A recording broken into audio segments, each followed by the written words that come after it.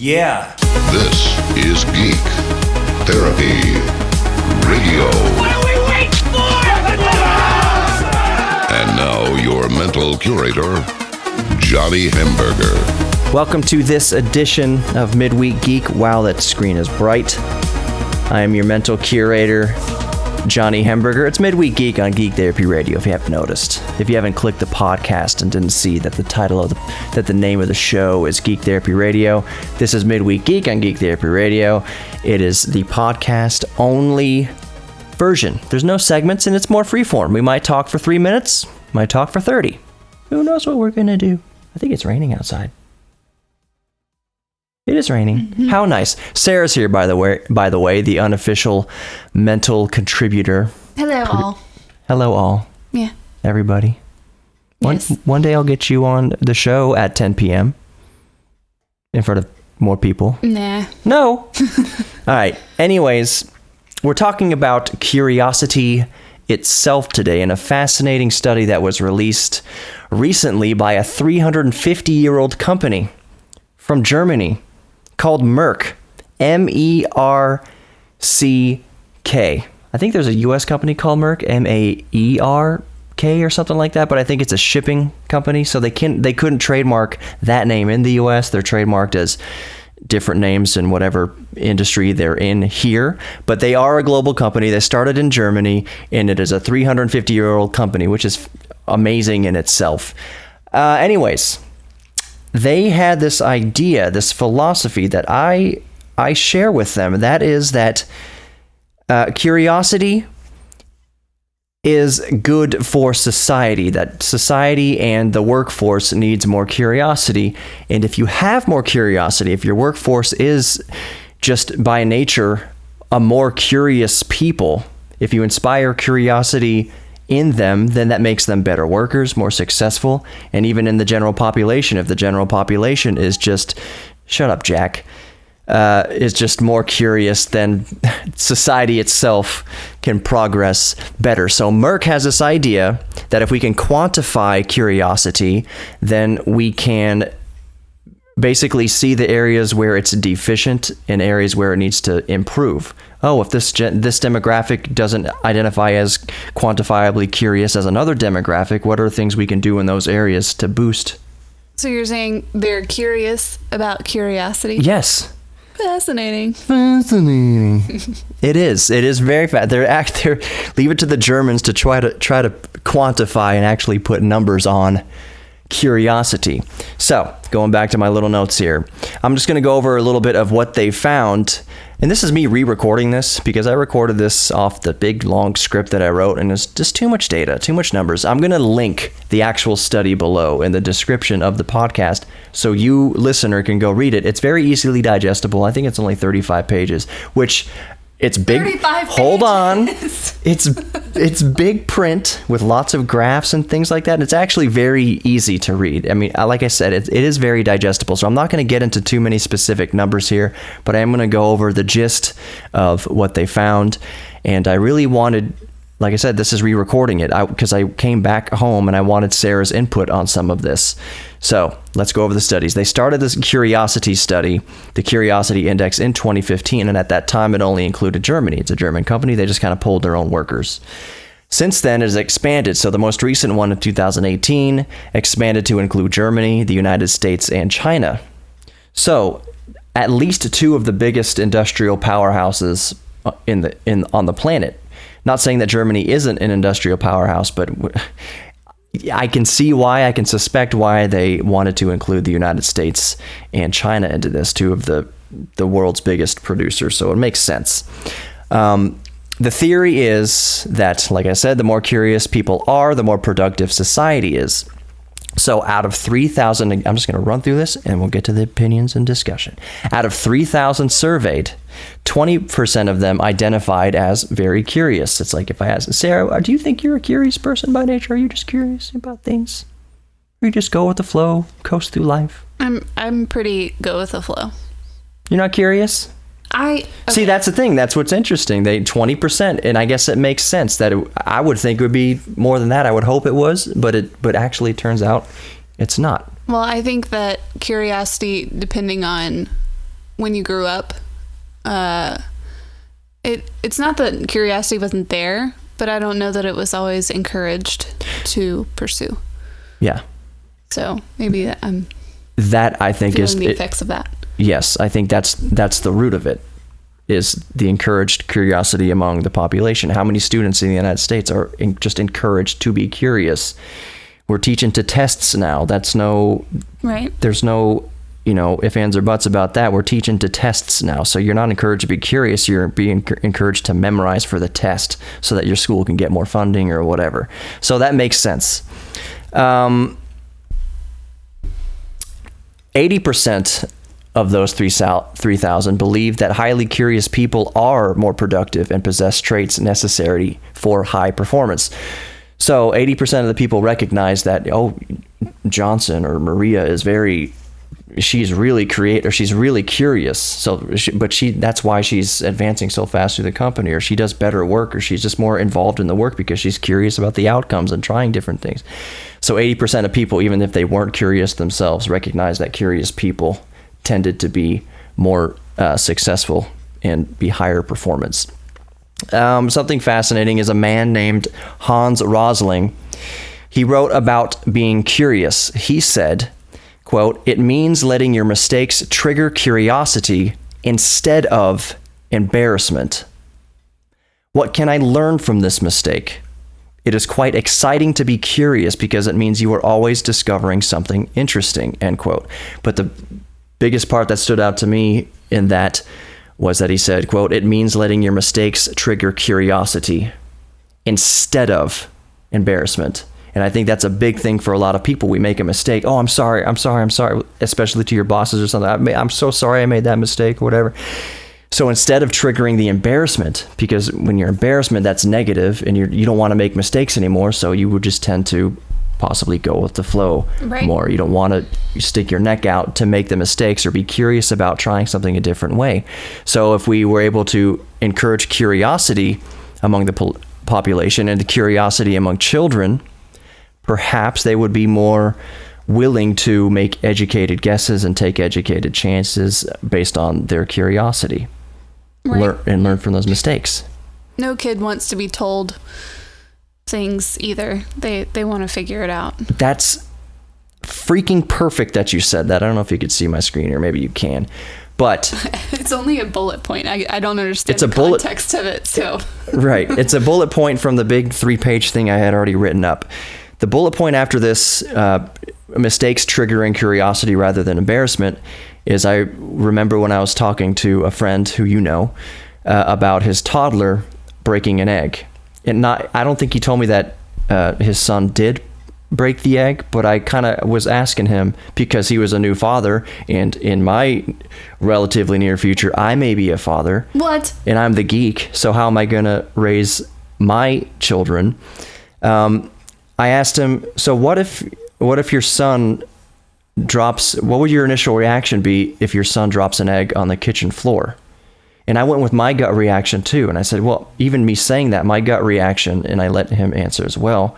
And he tended to agree that my gut reaction would be not necessarily scold, but be like, no, that's bad. Teach him that that's a bad thing. You broke an egg on the ground. It's a bad thing. It's messy and it's wasted an egg. Exactly. That's what I would. Right. You don't want, so if your toddler's throwing eggs around, that's a disciplinary, there's no question about that. That's just a disciplinary scenario. Sure. But if you notice your toddler just drop an egg, he's not throwing it, he's just dropping it. That, to me, thinking about it a little deeper, is a teaching moment about curiosity, because maybe it's not difficult for me to put my head in the mental space of a toddler. That is the truest thing I've ever heard you say on this whole show. Okay, so what I'm thinking is, as a toddler, the toddler feels the egg and it's hard. And the toddler by this point knows what rocks are. He feels rocks, and rocks are hard. True. So the egg feels hard. He drops the egg on the tile or whatever, and thinking that it's hard like a rock, it'll just bounce or whatever. But the egg that is hard like a rock shatters into a million pieces and makes a big mess. There's goo inside. That's even more of an adventure for the kid. So, but I'm trying to think of what's going on in the kid's brain. That just rocked his world. That something hard like a rock that he understands isn't what he understands. Right. Why is the egg hard, but it shatters easily? It's so fragile and it makes a big mess. Yeah. So I'm thinking where my initial response would be to, no, don't drop eggs. It would be, Kate. I almost said his name. I'll say Caden. That's not his name. Caden, is that a name? Yeah. A random name? That is a random name. Okay, Caden, don't drop eggs, or teach him first. Eggs are hard like rocks, but they do break and they are messy. So let's not drop the eggs, but use it as a teaching moment to discover why. He's curious now. He's looking at the egg after he drops it. Why did that happen? Now he's curious. So in that moment, that's a good formative moment to encourage the curiosity, I think. This is just my opinion. This is just kind of what I think. And I don't think there'd be many. That's a good idea. I would take a rock and an egg after that and go outside and drop both at the same time just to show. Both? Both. Yeah. At the same time. See, exactly. That's exactly right. I think that is a very good way to approach that. Now, if he keeps throwing eggs and just making that discipline, of course, there's discipline there, but clearly the first time is a teaching moment. So anyways, the curiosity index that this company came up with is on a scale from 0 to 100. Participants were asked to gauge their feelings on this scale in 4 areas. The higher up the scale, the more favorable their feelings, or the better they can tolerate something. The lower is the more apprehensive they are about it. And those 4 areas are joyous exploration, which I think it's really raining out there. Really coming down. Those 4 areas are: 1, joyous exploration, which I think is the most base level curiosity. Just joy. Oh, the world's fascinating. Let me explore things. That's just joyous sensitivity. That's that's gaining great pleasure from recognizing and seeking out new knowledge and information at work, and the subsequent joy of learning and growing. I would substitute at work with anything, but since this is a company doing the study, it makes sense. The second area is deprivation sensitivity, which is recognizing a gap in knowledge and pondering ideas to solve the problem or reduce that gap. You can't figure something out, try to bridge that gap mentally. That's curious. And the sense of relief when you solve it. When you do eventually come up to that conclusion that either narrows the gap or bridges it entirely or closes the gap. So your pride has to be in check for that one. Yeah. Yes. Okay. Yeah. Third is openness to people's ideas. Openness to other people's ideas. Again. You're right. Okay. Can't be too proud. This openness to people's ideas is valuing diverse perspectives from others and intentionally seeking them out. You can't figure something out. And I think for us Americans, yes, especially, that's a swallowing of pride. I can't figure this out. I need to go ask. You might hate the person. I need to go ask so-and-so, because maybe you recognize that they're more of a expert in that field, or they might know. Either way, it requires you to be open to other people's ideas in your curious problems. I think that's probably more of one of the things that people use more now because of technology. They can seek out those questions just immediately in the palm of their hand. That's what a Google search is. Right. You're right. So there's maybe another. I say you're right all the time. Okay. I fell for the trap. But it might be different psychologically asking a computer than asking a person. Jones in the cubicle, and his breath is bad like mine used to be. I went to the dentist again today, but unrelated. So Go to the dentist, kids. Yeah, I talked to them. I said I had a radio show and we could talk about stuff, and they were receptive. So how you should go to the dentist. No, about yes. And brush your teeth and floss and all those things. Yes, not drink chocolate milk when you go to bed, which was heartbreaking. Okay, business aside, I'm just saying I talked to the dentist today, and it's theoretical that they could sponsor the show, which would be great. Neat. So that's neither here nor there. All those visits to the dentist. in the past few weeks. They'd have to pay me a lot of money. Yeah. Anyways, the last area is stress tolerance, which is willingness to embrace the anxiety and discomfort that comes from exploring the new, unfamiliar, and uncertain. When you said earlier, you tended to go with the flow rather than stick your neck out and be curious about something, because there's anxiety of, well, if I start getting curious, I could be wrong about something. There's being wrong and then getting in trouble. We're getting in trouble for it, which I'm not too curious because I don't want to step on any toes, or like in school, I whatever the teacher taught us was what the answer to the test was. And so to question it, it's not that we would get in trouble, but it was not encouraged, like I said earlier. Yeah. These silences are just me digesting what you're saying. When I gave the talk at Nerd Night the other day, I was just like, people's responses just triggered all the other rabbit trails I wanted to go under and explore. Even the Weisenheimer who said, my hobby's smoking cigarettes. Yeah. And it was just being a Weisenheimer. To say. But I was like, oh, well, do you grow your own tobacco and flavor it? Yeah, I said, do you collect cigarettes? Yeah, do you collect cigarette butts or something? I knew he was being a Weisenheimer, so I was being a little bit of a Weisenheimer back to him. But there was a chance there that maybe, I like to, maybe, I don't know. Anyways, moving on. Overall, the average of all 4 areas out of 100 in individuals surveyed was 70.3. It's not necessarily percentage. It's just out of 100. Yeah. Most people said that they were, when asked about these 4 specific areas, not just asked if they're curious overall, but in these specific areas, it amounted to that most people were actually slightly curious. They were either afraid about the openness, they were afraid to ask questions, or they were afraid to make mistakes, or whatever it was.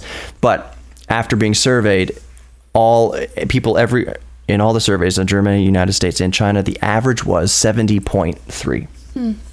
And that's the last kind of stat I have, official stat in this for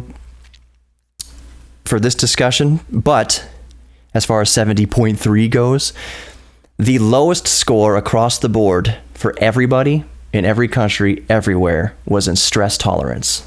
I am not surprised at all by that. That didn't surprise me either. The highest score across the board, which is kind of surprising to me until I thought about it for a moment, was the highest score across the board for everyone was openness to people's ideas. Why? I think, because you're right, at first it seems like, well, that means asking people, and maybe... Well, I mean, why were you surprised by that? Because I would assume there was some anxiety or pride involved in asking someone for their idea on how to help your situation, your curious situation, whatever it is. But then I thought, openness to other people's ideas, that's basically taking you off the hook for stuff. That's true. If your cubicle, the guy or girl in the cubicle next to you has a good idea that solves the problem, I'm off the hook. I don't have to... Yeah, but then you don't get the glory for it, which is where you don't. But I think a lot of people would make that sacrifice. The safe road is letting them take the glory, and you're not in trouble. You don't stick out. You're neither, in that situation, you're neither the person who got it wrong, and you're not the person who got it right either. But on the other side of that, doesn't that make you look at that? Now, this is just, I'm just seeing the other side, which would be maybe that person would feel inadequate because they had to go to someone else and they didn't have the answer. Yeah. I think there's a lot at play there. There's a lot of psychological stuff. I mean, they broke it down into these 4 categories, but I think these categories have lots of branches and I think the Enneagram plays into it a lot, your personality type and all sorts of stuff. So you can go down a rabbit trail of explanation and further study. Your motivations. But you're right. If I went to my coworker and they they had a better idea than me. But I think me personally, I'm happy with that. As long as, because you're focused on the goal, the end goal. You're not focused on the glory. You want whatever the task was to be completed. And if that's completed by somebody else, great. Then the task is completed. But also Does it matter? But also in a genuinely curious person, how do they come with that answer? That leads I wouldn't even think that. Yeah, like, well, explain how you came up with that, because that'll help you in your next curious endeavor. When it seems like a problem that someone else figured it out for you. That's the embarrassment, of failing or something like that, rather than at piquing a further curiosity. So that's very fascinating. The highest scored across the board for everyone was openness to other people's ideas. Gender had no effect on the results. Men and women just were baseline. There was no marked deviation in their general response on the scale. Germany, out of US and China, Germany, US, and China, Germany was the most curious overall. And further reading into the report, I didn't write this down anywhere, but I just remember it. Basically, that came down to Germany reported that they were the least. They felt the least like they were micromanaged, and China felt like they were the most micromanaged by a long shot, like a huge margin. Germany, like 16% of the Germans surveyed said, "I feel like I'm in control of my own projects." 19% of something like that. 19% of Americans thought they were rather in control of their own projects, so they were free to be more curious. The Chinese thought, by a long shot, a third of them thought I'm way too micromanaged to feel like I'm in control of any of my own curious endeavors, and I'm just under such scrutiny that I'm not free to be curious about problem solving, because every step that I take is managed. So did it say earlier that the more curious you are, the more productive you are? Is yes. That what you said? So what does that say about Germany and China?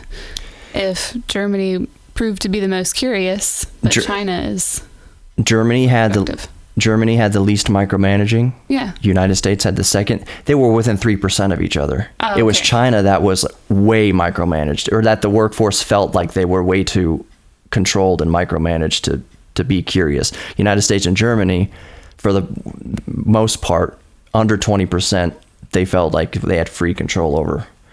They weren't stressed out about being micromanaged. It was just that Germany was they felt a little less micromanaged than the U.S. But in the U.S., I think some of that micromanagement is personal micromanagement. Personal kind of comes out of the pride and just am I doing my best? Is being curious and trying to solve this in a different way a waste of time versus just doing it by the books? My boss wants me just to do it by the books. That's what the commentary is there. That's not the commentary, but what they're trying to extrapolate there is maybe by bosses being less involved in their workers' tasks, it gives them the freedom to be more curious and get better results and have the freedom to explore different ways of doing a task. Versus if your boss is breathing down your neck like they're thinking in China, the Chinese workers are reporting they don't have the freedom to branch out or even try anything new. My classes are set up that way in seminar style.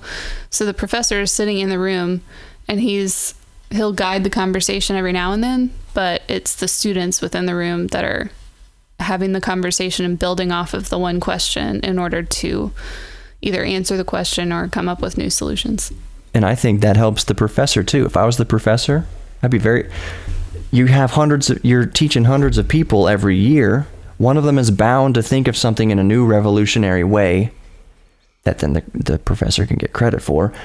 But he wants to hear all the open minds. It's just like, I'm not an expert at the guitar or anything, but my older brother said he stopped wanting to play guitar with me because I far exceeded his capabilities, which was baffling. I don't agree with that at all, but I have played with people who have just started to learn how to play, and they say, why do you want to why do you want to play with me? Why do you want to even hear me play or watch me learn or anything like that? I say, because you're a unique individual. You might learn something new in this first day that I didn't realize. Yeah. A new approach that I can apply to my own journey. Don't, just because you're new to learning something doesn't mean you don't have anything valuable to create or come up with. It does take a lot of effort to be curious and be open to learning. And I think we may lack in the energy these days. Yeah. So Germany was most curious overall. I heard what you said. I heard. He passed right over that, guys. I didn't mean to pass right over it. I'm just, we don't have the energy, because we're going to get to that. Americans are a stressed out society, so it makes complete sense. We're just tired. Why am I going to go into work and put in extra effort? Just whatever. Yeah. I understand what you're saying. I'm not glossing over it. I understand it. It's just going to come up here. You're good. Okay. I forgive you. Thank you, babe. The lowest numbers for all three countries, like the most negative response to curious endeavors, was stress tolerance.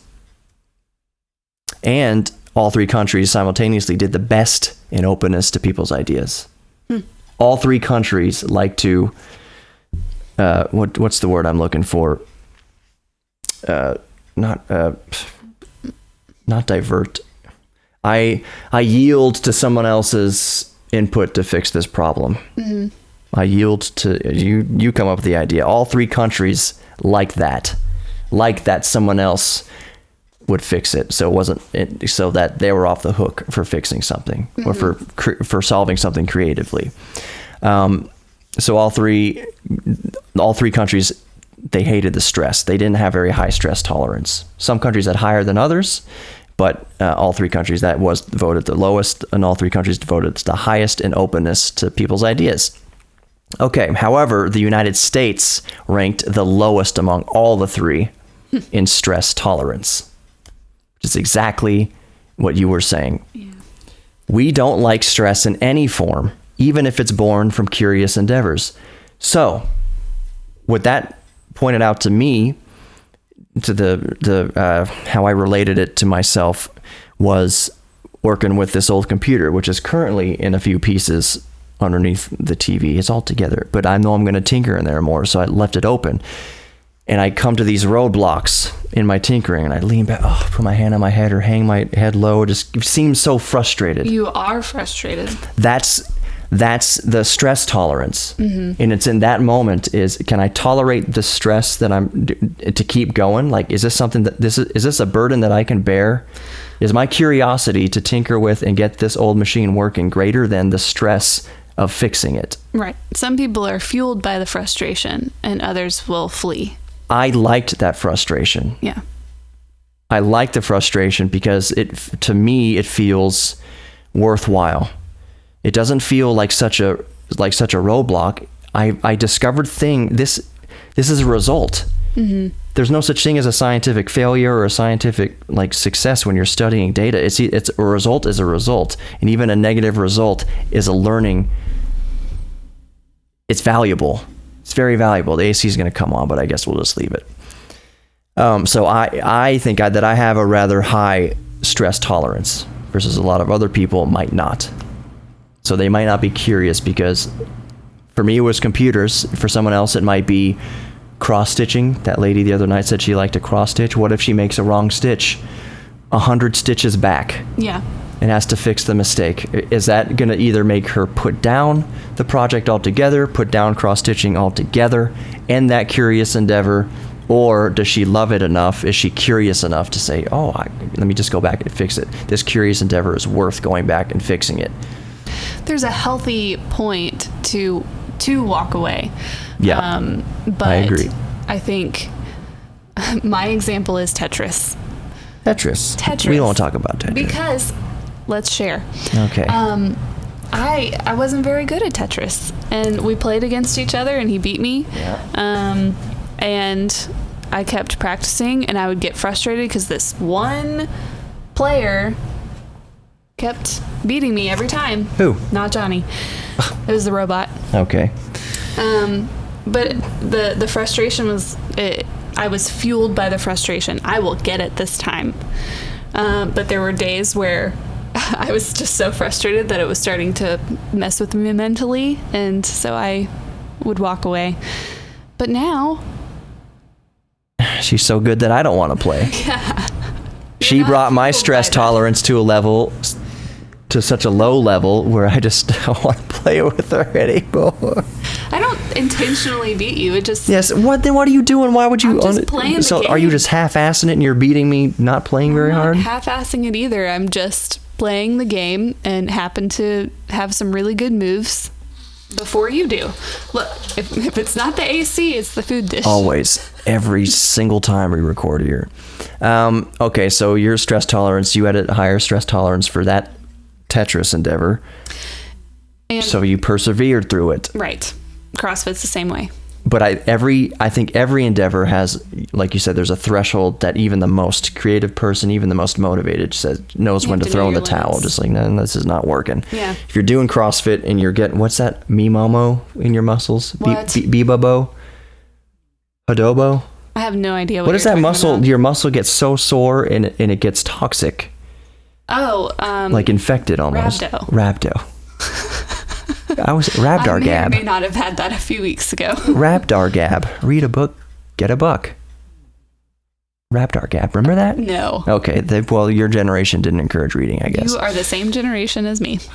God, well, okay. Moving on, because that's going to come into play. We're going to talk about Great. the generational differences. So we went back. We said between genders there was no measurable difference difference. between curiosity index. Which surprises me. Just That surprised me a little bit too. because women were not encouraged in general to have a say in anything. And so why would they be curious unless it fueled their curiosity because they couldn't speak up? I think you're exactly right. So far, this is such a new study. It's only been going on for a few years, and they've only got Germany, United States, and China. Mm-hmm. When they start bringing in India or the Middle East, especially, Yeah. Sharia law and all that kind of stuff, how's that going to affect the curiosity index among females? Mm-hmm. I think you're going to start seeing a skew when you start getting more countries involved. I'm going to be quiet here, see if you can hear Sassy snoring. Probably, I'm going to crank it. She's right beneath me snoring. Yeah. So once you start introducing other countries, other cultures, I think you'll start to see a skew in the gender. Towards women.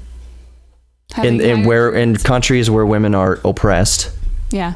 because I don't think women are oppressed in China. They used to the degree they are in somewhere like the Middle East, where in India or China, yes, there was that rule that it was only like one female baby, or it was basically forced abortion if you were pregnant with a female. They didn't want female. China has always been yin and yang Yeah. with their gender births, the births of specific genders. You can only have one boy. Oh, you can only have one girl. Oh, now you can switch it up. The government has been very strict about that. So but I don't think once the females are born, yes, of course, in every culture, women are having their struggles with equality and everything like that.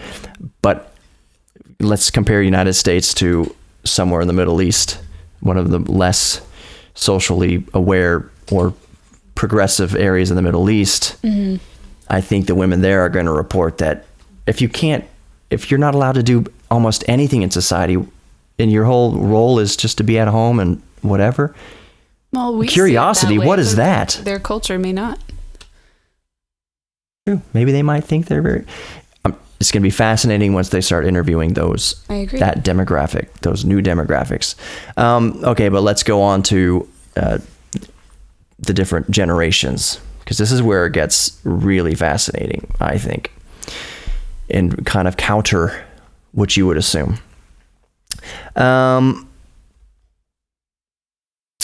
Millennials. Millennials are born 1982, which means I'm unfortunately a millennial. You need to stop that negative talk. Just joking. See, that's the stereotype. That's what I'm talking about. Millennials, You have Older- a stereotype on your own generation. baby boomers listening might. I'm being playful with my preconceptions here. Are millennials who were born from 1982 to 2004 just latte drinking hippies, lazy hippies? That's the stereotype. Okay. We don't want to work and all this sorts of, we don't work hard and blah, blah, blah. Millennials have the highest overall curiosity scores. Out of every group and every demographic in every area in every country, millennials score the highest in everything, all curiosity levels. That surprises out of baby boomers and Gen Z. They scored the highest in 3 of the 4 areas. They scored highest in deprivation sensitivity. That is the urge to solve problems as they arise. Millennials tend to jump at those opportunities to solve those problems, bridge those gaps. They tend to. That's the tendency. I'm not saying all of them, or in any generation. They also scored highest in joyous exploration.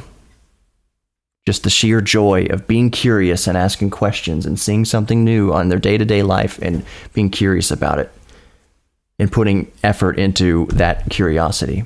Walking on their way to work and they see a geode, like a cracked open garden rock, like a geode or something. Oh, it's a mineral. Minerals, Marie. Breaking Bad. Yeah. Doesn't matter. I'm just saying, a millennial has a bigger tendency to pursue purely curious endeavors. What is the generation of the parents of millennials and the teachers of millennials? And when we were in school. I'll get to that in 1 second. Oh. But the third area that they scored the highest and that had the best response to overall out of anybody was stress tolerance. They did better handling the stress that curiosity can invoke. Doesn't that sound kind of not counterintuitive, but goes against preconceptions about millennials?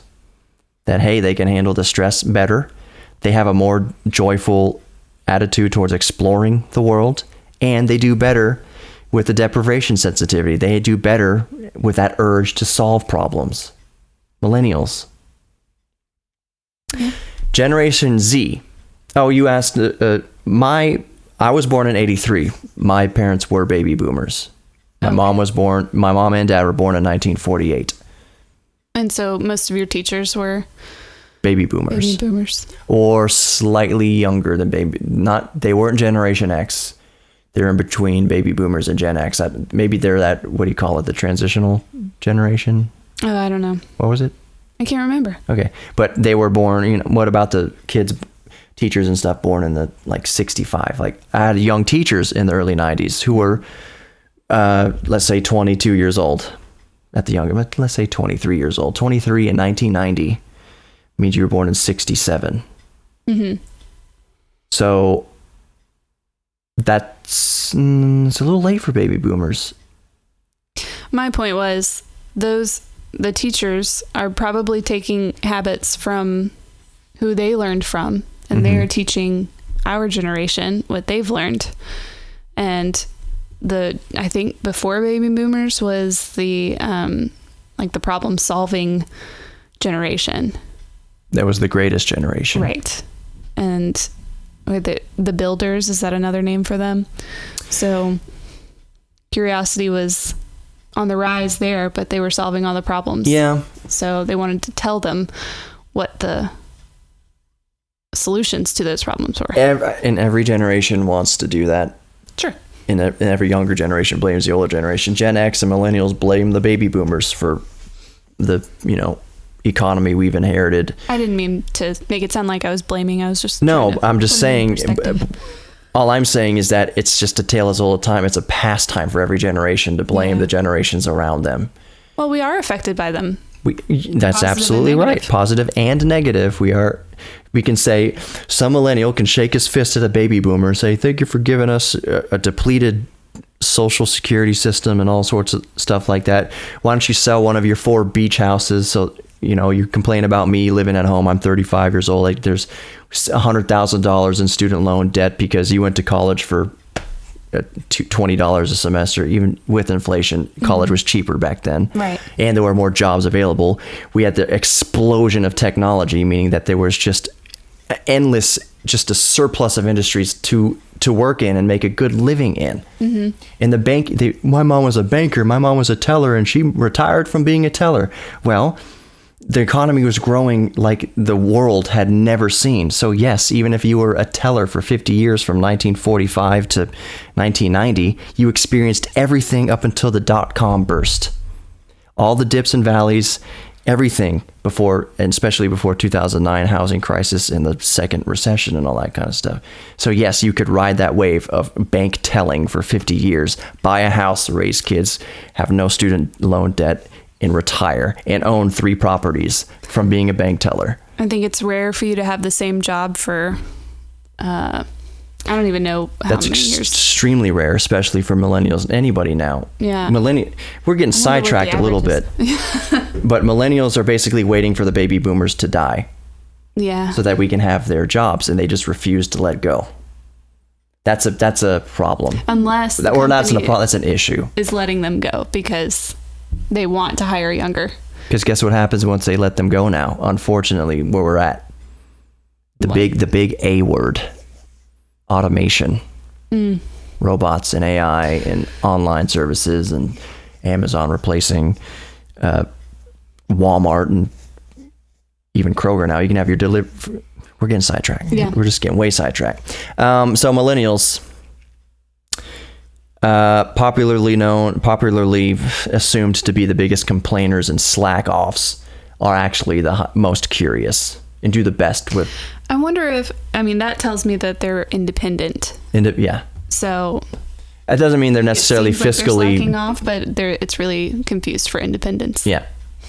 Baby boomers scored lowest in joyous exploration, which is strange because baby boomers, they were young, but they helped get us to the moon. And baby boomers, pardon my French here, but baby boomers bitch slapped AIDS. Like they ushered in the computer industry and technology. Baby boomers did so much in that area to basically create the world we know now. Yeah. And put the moon within reach. But I don't know that they did that out of joyous exploration. Or duty. Or necessity. They were trying to beat the Russians. They had a common... That and AIDS was necessary to beat. Yeah. You're right. It was just the job at hand. They had to do it. Mm-hmm. Interesting thought there. So baby boomers. I'm having a hard time with that one too. Baby boomers. baby bammers scored the lowest in joyous exploration, but they scored the highest in openness to other people's ideas. That was strange to me. Because popular conception is that the baby boomers are wagging their fingers at the millennials and telling the millennials how we're doing it wrong, and even Gen Z just looking at their iPads and everything like that. What are they up to? It seems it goes against popular belief that baby boomers would score the absolute highest among everybody in openness to other people's ideas.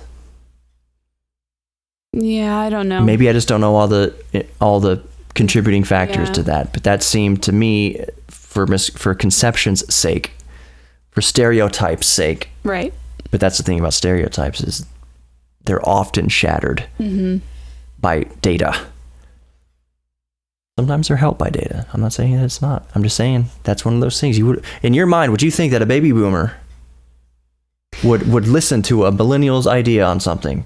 But they do. Depends on what it is. Like helping with emails and computer stuff. Technology, for sure. That's what I was thinking. Openness to people's ideas because they don't understand how things are working now. If a baby boomer wants to do something creative, like gardening, they want to go online to get some tips on gardening or something like that.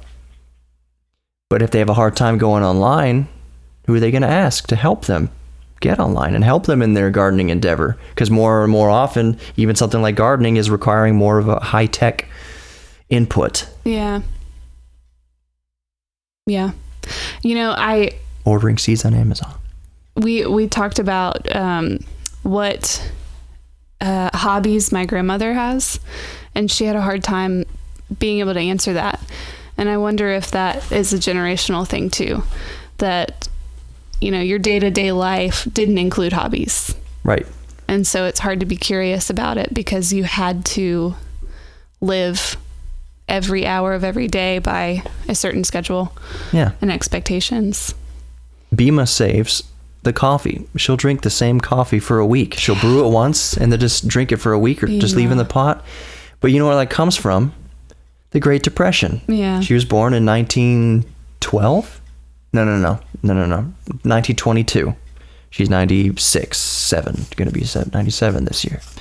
But she saves that coffee out of just, she learned the necessity that you don't waste anything. The coffee, even if it doesn't taste good, has caffeine in it.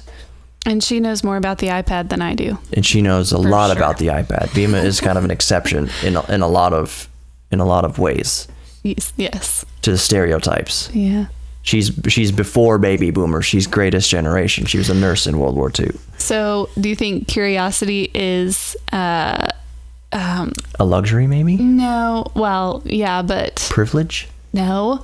Do you think that it's past, genetic is the word I was looking for. Yeah. Not like literally genetic, but No. maybe. Yeah, there's probably a lot of curiosity in the genes. Yeah. You're going to do what your elders encourage you to do. If you grew up seeing your dad and your grandpa doing puzzles and yeah. drawing or whatever they're doing, music, playing piano. Yeah, my dad plays everything by ear. He can read music, but not for the piano. And that was how I learned, was by ear, just from observing him and being curious about the notes, hearing the songs on TV, and then trying to replicate it on the piano. Yeah. That was what he did. My dad was a realist, but undeniably creative. He was so worried that, I guess, this is what I could, in retrospect, kind of come up with, is that he did creative things. He made a career in broadcasting, which is a very creative as far as typing up and editing things, and it's just a creative, risky endeavor. And he was really into music, listening to music, and he really loved playing guitars and had guitars, and was really into being creative that way. Mm-hmm. So maybe he was fearful of his children. And my mom was a friggin' hippie. Mm-hmm. She was an artist and all that back in the 60s, like straight up.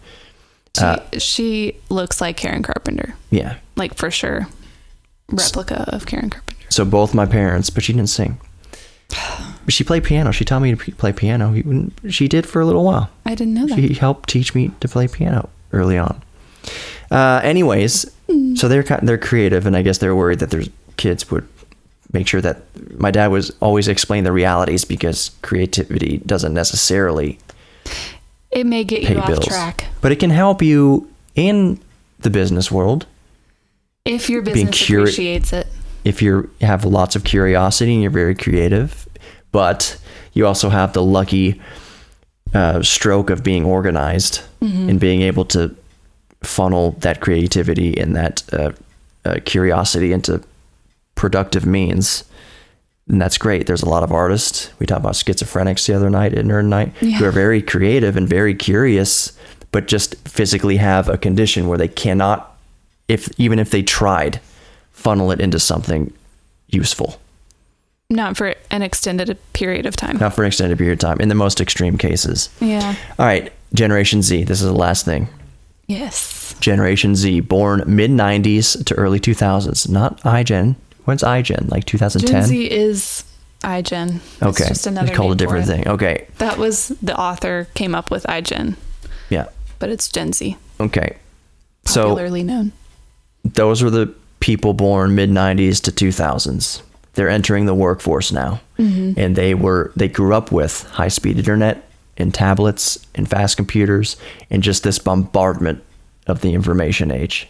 They've had everything. Yes. At the tip of their finger, they've had everything, but they've also had everything that comes along with it. cyberbullying. They could not escape bullying even when they left school. They would come home and they would have Facebook and social media and be bullied there. And every waking moment of their life and sleeping moment could be documented in everyone's business. Yep. Everyone knows what they're doing. Generation Z scored the absolute lowest overall, especially in deprivation sensitivity and stress tolerance. Yeah. They didn't like the challenge of solving new problems or the stress that it involved. They're stressed already, like on a day-to-day basis. Yeah. They just want to, one of the kids the other night said, I just want to survive. Yeah.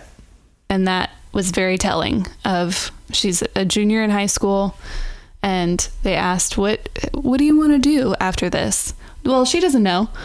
No. She said, I just want to survive. And so I fully believe that they are not able to handle the stress that comes with solving problems. They don't want to be curious because curious is exposure. It's exposing their There's vulnerability there. Exactly. There's lots of vulnerability to being curious. When Yeah. everything in your life is scrutinized and you can't. It used to be, I am so lucky that I was born when I was born. I think that millennials, early millennials especially, born in the early to mid 80s, were the last kids that grew up. I didn't have a cell phone until I was in my senior year in high school. And I said cell phone, not smartphone. Yeah. Cell phone. I had a flip phone in my Facebook? senior year. Yeah. No Facebook. No. No social media. T9 texting, if there was texting, which there wasn't. I had to pay for.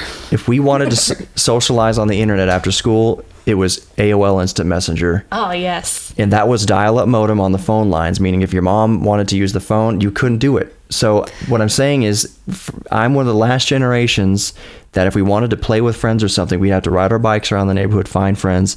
And that when we left school, even I say that I had some bullies in school, but when I left school, I left the bullies. Right. Well, I left the bullies at school. There was I an had older escape. brothers, but there was an escape from the constant, unceasing onslaught of insults and getting picked on. You come home from school and they open their Facebook and it's just Sally from 7th period continuing on her tirade of bullying. They can't escape it. The other thing to consider is that in this generation, curiosity isn't safe. Yeah. Kids can't go ride their bike down the street and go hang out with their friends anymore, Discouraged. or go explore that trail down by the bayou, Curiosity. or go canoeing down the bayou. Oh, well, I was in my mid-20s and Yeah. that's awesome. Anyways, What do we call it? Do that again. no, you don't. Dan, next time you're here, No, you don't. every time I canoed, I got a headache Why? because I wonder. we canoed down Bum Piss River Yeah. to bayou. Anyways, And it's just pee pee and poo poo. it's not whole a lot of safe beer. world that we live in, and now we know about it more Yeah. because in the palm of our hands, The we little get blue the dots in the news. neighborhood, Yeah, the sex offenders, Sex offenders. all over the place. right. So being curious it's not that it's discouraged. I mean, maybe it is, but it's because of safety. Very true. Isn't that interesting? It is very interesting. I'm a geek about generations. And, That's why I wanted to have you on this Yeah. podcast. How it affects the And this is a long one. society. This one is going to be almost an hour Oh long. my goodness. We're at 53 minutes All right, thereabouts. 10 minutes. 10 minutes. But I knew it would be. If someone's still listening after an hour, Bless you. but I think it's a very interesting topic. It might be one that people pause and they kind of take I in hope 10-minute so. chunks. We're all affected by it. I mean, Right. it's. I would hate to discourage curiosity, even though I said myself that I'm not prone to it. That maybe not before, but I am more now than I used to be. Well, what the Germans have discovered is that we're all prone to it. That only 20% said initially in the survey, yes, I am. But 80% recognized that curious people did better in the workplace. And then after they surveyed them individually in these 4 areas, they found that on average, most people were 70.1, I don't want to say percent, with 70.1 favorable out of Yeah. 100. It would be percent if it's out of it's 100, still- yeah. but they never mentioned percent anywhere in the study, so I don't want to call it percent. Well, they're German. But if I maybe don't know what difference that makes. but- so most people are actually curious. They're either scared to explore the curiosity or adverse to the struggle of being curious. I don't want to be curious about art because of the learning curve it would be to make good quote unquote art. And art is arbitrary, which in itself is just a mountain. When we want things, we want instant results from our trial and error. That's true. Yeah, they're not used to having to be curious because they have the answers Right. in their hand. Gen Z, that is. Yeah. Interesting. So, the end, what the, I don't know, say the Germans are trying to do here, but what this company based out of Germany is basically what their goal is. Since they theorize that being more curious means that you do better at your job, you enjoy your job more and are more productive, and societies that are more curious do better as societies. They're trying to get that baseline 70.3 or whatever it was, just average for everybody. They said, imagine if it was 80 or 90 or even above that. Imagine if people were encouraged to be curious from birth in any culture, in any gender, anywhere in the world. From what I've observed, at least with the one couple that you spoke of earlier, they are really encouraging curiosity in their Yeah. 2-year-old. So there's one couple. What I'm doing here. That's true. What I'm doing here with this show is Yeah. trying to stimulate that curiosity in whoever listens. However big the show gets, whether it's just 100 people listening or 1 million, every single podcast I put out is just to spread that truth. I would say that it's okay to be curious, that it's good to be curious, and it's fulfilling to be curious. And it's okay not to have the answers. And it's okay not to have the answers. And it's okay to fail, because failure is a result And an opportunity to learn. and an opportunity to learn. Don't be embarrassed by your failure. What is it? What did he say? He just, yeah, don't be embarrassed by it, but It's not that I don't have it right you can here. learn from it is, I think, what he said. Yeah, I mean, that's all it was. Yeah. It means letting your mistakes trigger curiosity instead of embarrassment. So if one person listening to what I do on this earth, doing what I'm doing, is triggered to be more curious, and that brings them joy in their life, then I have done my job. I have done what I've set out to do. Just be more curious. And it doesn't mean you go into your boss tomorrow and curiously explore standing up to him or her. Yeah. It just means Or the budget. start at home. Start in your own free time first Yeah. with the curiosity. Because you might learn something in that off time, in those in your free time pursuing your curious geek thing. I guarantee you'll find something that you can bring into work with you and help you in your job. Mm-hmm. That does benefit your life in a financial way, as far as finances being a tool, and a tool being able to, I'm not saying bring you happiness, but just, let's be real here. They say money doesn't bring you happiness, but it does solve a whole lot of problems that make you unhappy. Yeah. So, and I'm not saying that you should idolize money or anything like that. My dad always just said money's a tool. It's a tool to use to, help you in life or whatever you want to do. So be real about how you would try to earn it. But all I'm getting back to is, if you're tinkering with your old car, you might learn something banging out a dent in a fender that for some reason you can take some concept of into your job that has nothing to do with old cars, but you might be able to fix something at work or be more self-reliant or something like that. Just even the personal not ego boost, but the confidence boost in confidence that you did something, that you solved problems, that you were curious about something and you learned something. That confidence can translate in good ways into other things like your work or your relationships. So be curious and be a geek and embrace your geek thing. Well said. Thank you for listening to Midweek Geek here on this long edition of Midweek Geek, Geek Therapy Radio 5960. I don't know how that corresponds after the intro, but this is over an hour now, definitely. Sorry. It's okay. Be good to each other, my geeks. Be good to yourselves. Don't be afraid to be good to yourselves. Embrace your inner geek. Be curious, be curious, be curious. And I think that your life will be happier for it. I love you all. Thanks for an hour long. All right. See you guys this weekend. Bye.